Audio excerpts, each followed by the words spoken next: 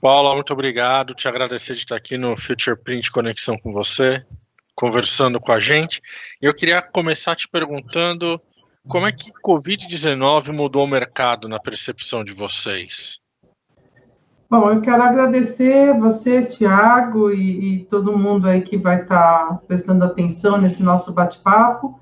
E respondendo à sua pergunta, eu vejo que a percepção de mercado da gente mudou bastante com relação às necessidades da gente se informatizar e ser urgente a implantação das mídias sociais e das ferramentas que aproximem a gente do nosso comprador ou do nosso prospect, né?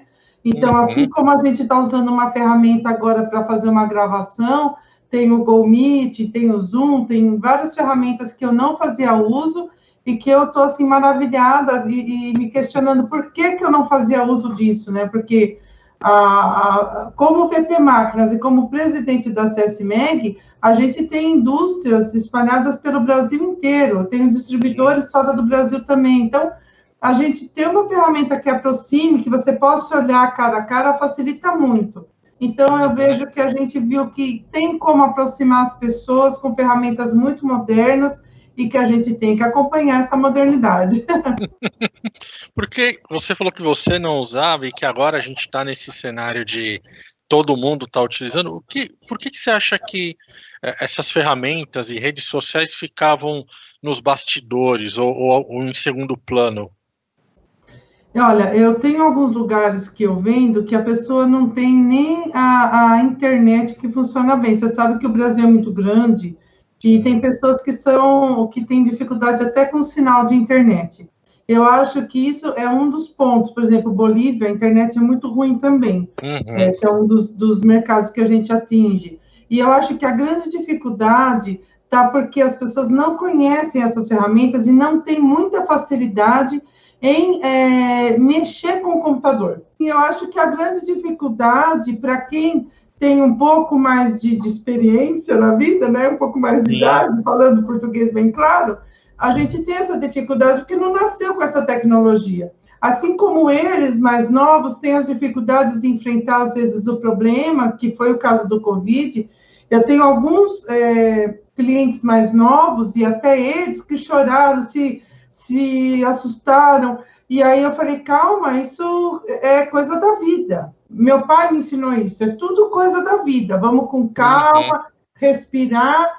E foi o que eu fiz quando aconteceu isso, né? Eu dei férias para os funcionários, chamei toda a minha família, que aqui são 14 pessoas só da família trabalhando. E falamos, nós queremos ser um agente ativo nessa pandemia ou queremos ser um agente passivo? Não, a gente quer conter, a gente acredita na nossa força, a gente quer fazer o possível para conter esse vírus. E aí nós começamos a pensar como poderíamos ajudar. Colocamos uma campanha de cúpulas para ajudar naquela contenção viral na hora da intubação, pensamos nas divisórias, começamos a fazer as face shields, e uma coisa legal, Thiago, nós temos um grupo da BP Máquinas, e aí nós começamos a disparar para outras pessoas, Bolívia falando com a gente, Argentina dando dica, interior, São Paulo, Manaus, Nordeste. Então foi muito legal, porque são realidades muito diferentes de São Paulo, e a gente conseguiu se ajudar, e tem muita gente vencendo nessa pandemia, não só com saúde, com prevenção, atitude, né, informação, mas também sendo um agente ativo, fabricando máscaras, podendo sobreviver gerando receita, né? É o que a gente falou, nós não queremos crescer esse ano, a gente quer sobreviver e manter os empregos, porque é difícil você ver uma pessoa que está com você há tantos anos, você se livrar dessa folha de pagamento, mas e a consciência, como você se livra? Exato. Acaba virando parente, ainda mais numa empresa familiar como a nossa, e que é 70% da realidade do Brasil. Exato. Essa é uma pergunta que eu queria te fazer. Você, as 14 pessoas da sua empresa são familiares, então, em muitos aspectos, é caracterizada como uma empresa de gestão familiar. A minha dúvida é como é que vocês, e se é que vocês estão adaptando para um novo modelo de gestão, se isso está sendo a força devido ao cenário que a gente está passando, e como que isso impacta a gestão familiar da empresa. Foi muito bem colocado isso, Tiago, porque assim, meus pais, principalmente meu pai, ele é uma pessoa de risco. E a irmã mais velha está com meus pais na chácara, e todos nós, o restante, né, dos 14, então 4 foram afastados, 10 estão ativos na empresa, meus colaboradores já voltaram, então nós estamos aqui em 19 pessoas trabalhando. Estamos usando os face shields, estamos usando todos os EPIs necessários. Meu coração está livre porque meu pai está protegido, né? E a gente está tomando todas as precauções para idas e vindas. Então, nós investimos na compra das máscaras de TNT para que eles possam entrar em casa, instruímos para que eles tirassem o sapato e quem pudesse tirar as calças também, salvo não ficar de cueca na rua, né? Arregaça as calças para entrar em casa e direto tomar banho, né? Para que a pessoa também tenha segurança e não passar para os familiares em casa, né? Sim. E também vimos de um aspecto de carona. Você falou também que vocês investiram em cúpula, face shield, proteção, que são algumas dessas coisas que a gente vê em supermercado, por exemplo, que está dividindo o caixa do consumidor. Vocês já produziam algo parecido com esses produtos e tiveram que adaptar? São substratos novos que vocês têm que trazer para dentro de casa? Como é que foi essa mudança? Olha, Tiago, nós somos fabricantes de máquinas que transformam termoplásticos. Então, o acrílico ele é muito familiar para a gente. Porém, essas peças que nós desenvolvemos, nós não tínhamos em linha e não eram peças utilizadas aqui no Brasil, porque o Brasil é um povo muito caloroso e eles acreditavam que uma cúpula, uma divisória entre o atendente e o cliente criaria uma certa frieza. E isso tem acontecido em alguns supermercados onde não usa o material correto. Se você não usa o acrílico, que é cristalino, é atóxico, ele não estilhaça, né? Ele tem várias características de segurança e também deixam não só o mercado mais protegido, mas mais bonito, mais chique. Né? Então, você vai ver a diferença em alguns mercados, você vai ver aquele cristalino bonito é acrílico, aquele riscado que não dá polimento é um poliestireno cristal ou um PETG. Tá? Então, são produtos novos e nós enxergamos uma grande oportunidade de mercado e também uma oportunidade de contenção do vírus. E começamos a trabalhar. Como na Argentina o Covid chegou antes do Brasil, nosso distribuidor da Argentina, o seu Manuel da Crimev, mandou uma foto para ver como que a gente poderia ajudar ele a desenvolver uma cúpula, né? uma divisória. Então, isso foi tipo segunda-feira. Quando na terça-feira a gente ficou sabendo que estava acontecendo aqui, que a partir da segunda já ia ter todas aquelas mudanças, nós já nos preparamos. Então, na sexta-feira, quando eu fechei com a minha família, eu mostrei para eles, olha, Alexandre, que é quem cria as máquinas, né, minha irmã, olha, nós temos essas coisas que estão acontecendo na China, que estão acontecendo na Espanha, que estão sendo usadas lá fora, e nós podemos ser um agente de contenção. Então, assim, não vamos parar de trabalhar, porque as mesmas pessoas que tem em casa, a gente vai encontrar aqui. Então, assim, é diferente da gente ser oportunista e enxergar uma oportunidade. Então, assim, tanto é que quando nós decidimos lançar, nós fizemos um acordo com os nossos parceiros financeiros e a gente vende em 12 vezes sem juros. Colocamos direto com o fabricante, pegamos as chapas para ter um valor acessível, para que qualquer mercado, para qualquer consultório possa comprar a sua divisória. E fizemos a mesma coisa com quem tem nossas máquinas. São mais de 1.000 empresas que têm nosso maquinário, que receberam arquivo, que receberam orientação.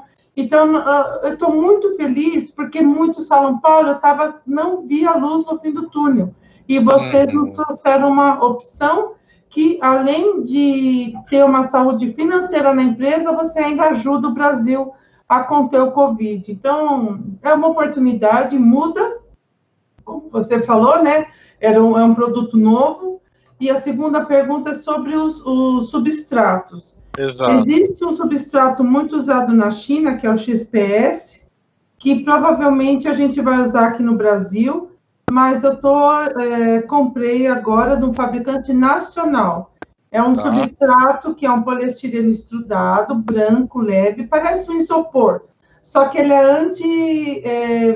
anti-viral, ele não deixa chupar o fungo, você limpa com álcool, e ele dá para ser usado em restaurante, para dividir o espaço onde um outro vai comer, ou dividir as baias quando você tem vários colaboradores trabalhando do lado do outro. Certo. E isso a gente, sim, ficou bem feliz de ter encontrado um fabricante nacional, já mandamos produzir, logo já vai estar também aí à disposição do mercado, né? Você comentou dessa diferença entre enxergar uma oportunidade, ser oportunista, e você descreveu essa relação ganha-ganha, boa para a empresa, boa para o cliente. Enxergar oportunidade e desenvolver uma relação ganha-ganha no mercado, aí é uma pergunta de cunho pessoal, você, na sua opinião, vai ser o diferencial para sobreviver no Brasil num médio e longo prazo? Tiago, o pessoal fala muito de network, né? É um nome bonito, um nome lindo, mas a gente tem que entender o que é esse network de verdade, porque você só ter um cartão na gaveta e ter os contatos no telefone não adianta. Você tem que ter relacionamento, conhecer o seu cliente, ver as dificuldades que ele tem, porque você não vai dar um remédio de dor de estômago para quem está com dor de cabeça. Ou vice-versa.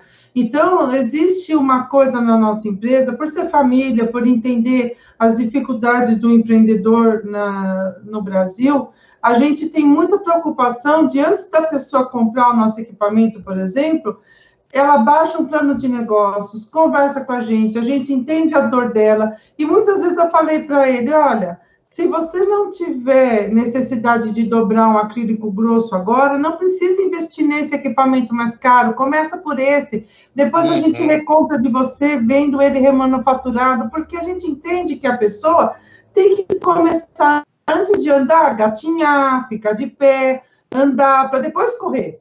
Então, tudo leva um processo, e às vezes se a pessoa começa a andar antes de aprender a engatinhar, ou quer correr antes de aprender a andar, ela vai se esfolar o joelho e não vai sobreviver. Ela vai ficar com medo e nunca mais vai andar. Então, tudo a gente se preocupa. E só tem um jeito de você levar, é com parcerias sólidas, com pessoas que você confia. Nós não estamos sozinhos, nós estamos juntos com a Cristal e Cores, que também é um fabricante de acrílicos, estamos junto com a Sinteglass, que também vai expor na feira. Eles tiveram que parar, por uns tempos, agora já voltaram, mas eles doaram todas as colas para fazer as cúpulas, sabe? Então, assim, a gente tem parceiro que a gente pode confiar, e eu, quando pedi no nosso grupo, olha, a gente vai disponibilizar o arquivo para quem doar a cúpula, tal, eles logo se prontificaram, a gente tem foto, assim, em João Pessoa, em Fortaleza, em Manaus mesmo, assim, muita gente sensibilizada. Isso é muito gratificante, porque você percebe que você não está sozinho. Exato. E não tem como você fazer negócio sozinho. O negócio tem que ser bom para os dois. E se você não tiver relacionamento, você não vai vender. Porque aquele negócio do preço, Tiago, nesses momentos de crise, você vê que não conta tanto. Porque nós temos, assim, uma necessidade de comprar com preço justo. Mas não é só a guerra de preço que vai contar. Porque nesse tempo aqui tinha um monte de gente brigando por preço que levou calote, que cancelaram a compra, que não conseguiram cumprir prazo. Então, é complicado. Você vai ter que ter mais afinizado, assim, essas parcerias vão ganhar muita força, Thiago, eu acredito. Ao longo da nossa conversa, você falou de quão quentes são os brasileiros que acreditavam que uma barreira poderia distanciar o relacionamento, das dificuldades de networking, que não basta um cartão e o número do telefone na sua agenda, e das dificuldades com redes sociais que ganharam força nesse momento. Você acredita que o marketing digital, o e-commerce, né, o uso de redes sociais para se relacionar e vender, vão aproximar empresas e clientes nesse momento? Olha, Thiago, eu acredito muito, mas nada substitui o corpo a corpo. Então, eu acho assim, que em termos de feira, vamos falar da feira, nós estamos bastante ansiosos com a feira de novembro, né, que a gente conseguiu postergar, porque nós temos clientes que estão namorando as peças, conversam com a gente, vê os vídeos no YouTube, são ferramentas de apoio, mas eles esperam o corpo a corpo, eles querem olhar no teu olho. Eu acredito que nada vai substituir o corpo a corpo, mas são ferramentas que a gente tem que aproveitar e utilizar com mais frequência, mas que esse investimento não seja só naquele calor do momento e que você tem uma venda de 30, 60, 90 dias pós-feira, mas que você possa sempre estar alimentando. Então, essas ferramentas que a gente não tinha muito conhecimento, como a ferramenta VoIP, né, que o pessoal fala, o GoToMeet e tal, são palavras ainda que eu não tinha familiaridade, que eu estou tendo que me familiarizar e que eu já vou treinar toda a minha equipe de vendas para estar usando. Salvo as devidas proporções, com muitas ressalvas, o seu cenário VP era semelhante com o de um banco. Você tinha condições muito bem definidas de recebimento do pagamento de determinados produtos, de capital de giro, de manutenção da empresa. E você reviu isso, mudou, adaptou, né? Agora vocês recebem em 12 vezes. Tá aí a oportunidade, né? Esse cenário que a gente está de isolamento, de pandemia, é o cenário para reinvenção burocrática? Sim. Eu faço parte da BIMAC, você sabe que eu sou presidente da Câmara Setorial. Eu consegui me reinventar e acho que para o ramo gráfico, essa pandemia, para quem tiver essa flexibilidade de uma indústria um pouco mais enxuta, ela logo vai conseguir superar e retomar, porque essas contenções na área da saúde, na área da higiene, na área farmacêutica, elas vão ainda ter um segmento até o final do ano, né? Principalmente até o final do ano, mas depois eu acho que a gente, com esse susto, vai aprender a ter mais higiene, mais controle. Então, eu acho que isso vai ainda se estender por um bom tempo e vai criar uma tendência de mais higienização, de mais consciência, né, no público em geral. Eu acho que o ramo gráfico ele vai ter essa mudança, já é predeterminada, né, por outros fatores, como a mídia digital, os e-books, então ele vai acabar indo mais para a parte de PDV e de saúde. Então, fica aí a nossa dica, a gente sempre está lá como um propósito da CSMEG, né, da nossa Câmara, é sempre estar mostrando um foco, um norte para os associados, aonde vocês podem ter mais êxito e mais sucesso. Eu, como tenho uma vertente comercial muito forte, não é tanto a parte de produção, como é meu irmão que inventa as máquinas, ele inventa, eu vendo, e minha irmã faz a arte, né? Então, cada um faz uma coisa. Então, eu tenho essa vertente de conseguir achar oportunidades, então eu acho que eu consigo ajudar esse pessoal da CSMEG também. Quando você falou de 6 ou 7 empresas de acrílico. Fabricantes de acrílico nacional. Que poderiam estar desenvolvendo essa solução para vender para os nossos vizinhos ou aqui mesmo, dentro do Brasil. Durante a conversa também, você comentou que um dos papéis da Câmara, da qual você é presidente, é indicar um norte de oportunidades.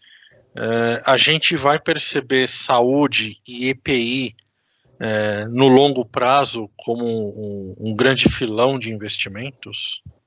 Eu acho que nem é tão a longo prazo, viu, Tiago? A gente está enxergando isso a curtíssimo prazo.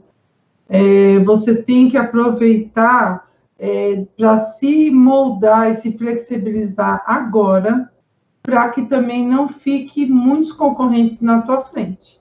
Porque todo mundo enxerga que é um investimento baixo para você entrar nesse ramo, e a capacidade de você trabalhar com os equipamentos, você recebe uma capacitação, em 2, 3 dias você já está dominando as ferramentas que você precisa para poder trabalhar nesse novo mercado. E, lógico, mas dentro da área da saúde, você tem a impressão de rígidos, né, que é a parte de totens para álcool gel que o pessoal está fazendo. Você tem a parte das divisórias que são com termoplásticos, você tem a parte gráfica que você não está mais fazendo livro, mas você está fazendo remédio, você está fazendo embalagem, você está fazendo aquilo que vai dentro da embalagem, esqueci o nome. Que fala, para que usa o remédio? Corrugado? Receituário? O blister? Não, é aquela folha. A bula? A bula. Vai a bula. Então, você está imprimindo um monte de outra coisa na gráfica, né? Os avisos de como se conter o vírus, os panfletos, os cartazes, mas isso eu acho que é mais comum de você enxergar, porque já é um ramo da gráfica. Agora, os termoplásticos é uma outra vertente, né? Porque quase no Brasil a gente não consome acrílico, a gente consome, assim, 10% do que a Itália consome, e per capita. Então, você veja que se você comparar os habitantes da Itália com os habitantes do Brasil, você vai cair isso para menos de 1%. E isso mudou. Com a Covid-19, a visão do acrílico mudou, a visão do termoplástico mudou. Então, eu enxergo aí um ótimo mercado para você crescer aí paulatinamente, em 5 a 10 anos, a gente triplicar o consumo aqui no Brasil, devido às características dele, primordial na área da saúde. Paula, eu queria então te agradecer a conversa, o seu tempo, as suas dicas de mercado, convidar quem estiver assistindo a gente aqui no Future Print Conexão com você. A gente vai se ver em novembro lá na feira, no pavilhão, certo? É isso aí. Eu queria agradecer. A gente tem que se cuidar, tem que se informar, mas a gente pode escolher ser um agente ativo ou passivo. E a gente tem esse sangue aí de trabalhador, não daria para ficar de braço cruzado, e que possa ter sido aí de inspiração para que muita gente aí possa sobreviver dessa pandemia, e que logo a gente se beije, se abrace, tome café lá na feira, que isso que é gostoso, né? Dançar tarantela, fazer festa. Sim.